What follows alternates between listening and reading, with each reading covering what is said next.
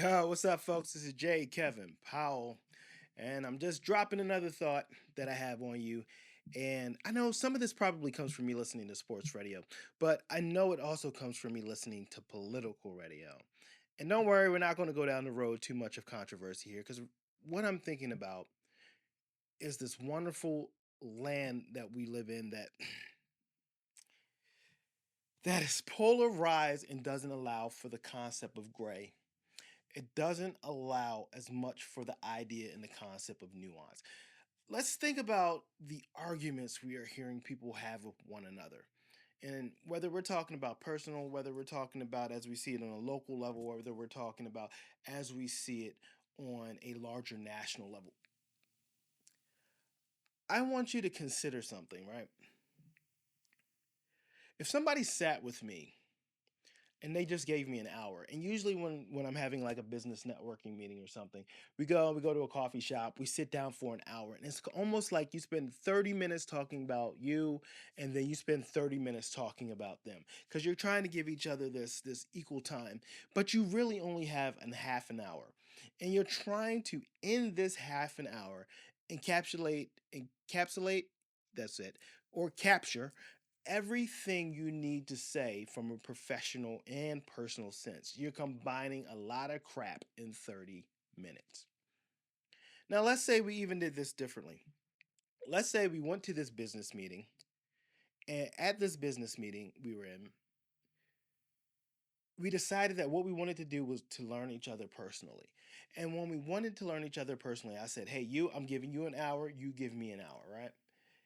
Even if I did that, if I gave you an hour, you and me were having coffee for an hour, there is no way that you can even realistically detail for me, even if I did nothing but ask questions and shut up and just listen. You cannot detail for me in an hour just 1 year of your life. It's too little time. It's too little time. And think about just the last couple years, because we all know we've had these crazy last couple years.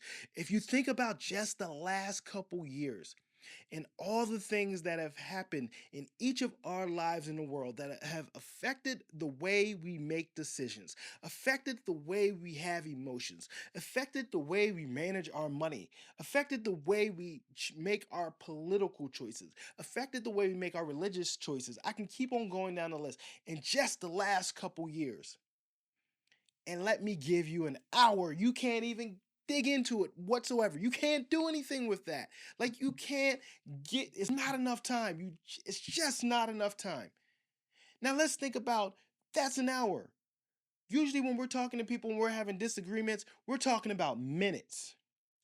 And oftentimes what I find out in America is that we take seconds. And the research says we take seconds to make a decision about what somebody is saying and about and make a decision about who they are in seconds when we couldn't even in an hour describe a whole year of life. Seconds. And what's worse is on top of that, right now, we keep on losing the fact that there are these nuances to everything that is said. Let's imagine that we're talking about gun control. I've already spoken about that in an earlier video, right? Gun control. Now, at that time, there were 70 mass shootings in America. And if you bring up the concept of gun control to somebody, we either have the guns are bad, no guns ever, it's terrible. And we hear the other side, which is Second Amendment rights. Guns are bad, Second Amendment rights. Guns are bad, Second Amendment rights. All this stuff in between. All this crap in between. All this meat in between gets completely discarded because we want to go to this place where it's this is what I believe, this is what you believe, because we think what's happening there is to steal Malcolm Gladwell's term, we're thin slicing, right? We're going with our instincts. This person believes that, and we're going right at it, and we're going to hammer them with our point of view. Number one, we didn't listen. We didn't listen. So it's not possible at all to see nuance if we're not going to listen. It's also not possible to see nuance if we're going to be defensive. And not only have we all been defensive at some times, we've all been around that defensive person.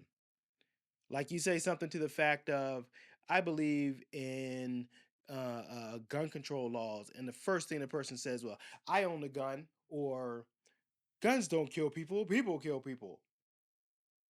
Like the moment you utter that out of your mouth, anything of that line out of your mouth, the moment you go defensive out of your mouth, you've stopped listening. You've shut down the possibility that anything that happens in between these 2 points can be real. And then the question is why?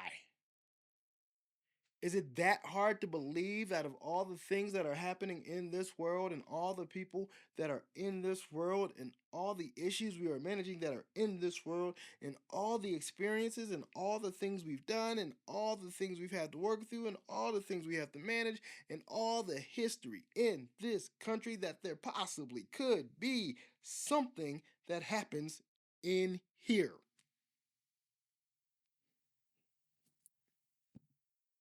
Like, it's maddening. It's maddening to me. It's maddening to me. And something, I know that's something that might be related to who I am, because I probably would have been good on somebody's debate team, but that's not what I was doing at that point in my life. Because I believe strongly in being able to understand the other side of the argument. I believe strongly in being able to understand a different point of view. I believe strongly in being able to see that people are coming from different angles and have different experiences and different understanding. So for me, the value of listening and for me, the value of understanding the other side is important. And I don't know if it's American culture that is, because the value of American culture is to be individualized and independent, that we've gotten so individualized and independent that we can no longer hear anything in between. And the crazy part about that is if you stop, and I had to do this too, like you stop and you look at your life and figure out what in your life is absolutely on the ends, and you find out that the vast majority is nowhere near the end. Nowhere near the end. Nowhere near.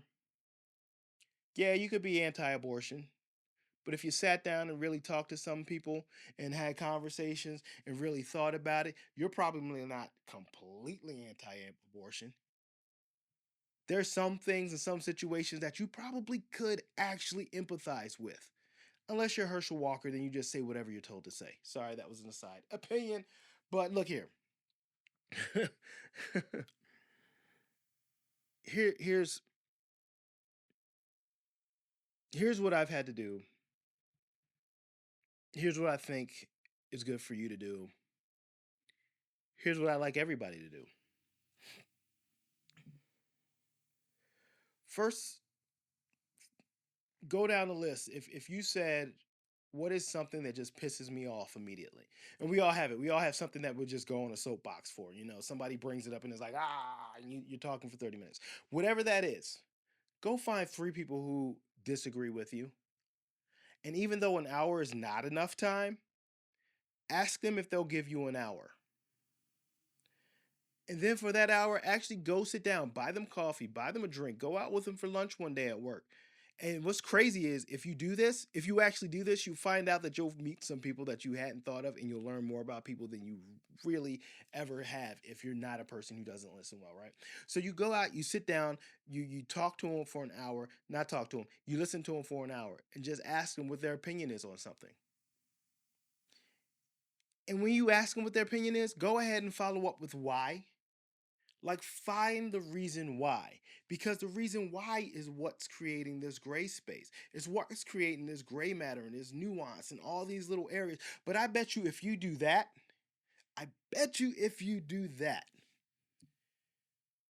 not only will you find that that thing irritates you less, or angers you less, you will find an ability to sympathize and to empathize, because they aren't the same thing. And even though empathy is getting this great space in the world right now, there are places in the world for sympathy. So don't, please, please, please don't try to empathize when you can't. Like, sometimes you just can't. It's cool, right? It's cool. Sometimes you just can't. You just say, yo, I don't understand. I really can't get to there emotionally. I really can't empathize, but I do have sympathy. Sometimes it's fine. I'm sorry. That's an aside. But take that hour, find three people, do it in a short period of time. Like, make yourself do it for like a month, and just listen for an hour and ask somebody why that's the view they have, how they got to that point, what their thoughts of on the other side. And don't go arguing your side. The idea of this is to listen, because what you need to do is you have to get off of this endpoint and you have to see the fact that there's all this space in the middle. And once you see that there's space in the middle, even on your one issue, what you'll understand is that there's space in the middle in so many other different places. It will open up your mind. Open up your mind to all the wonderful, wonderful different areas, different places, and different understandings you may have overlooked. I think it'll open your eyes to a lot of things, y'all. I think it will. So go enjoy them coffees. We'll holler about something else next time.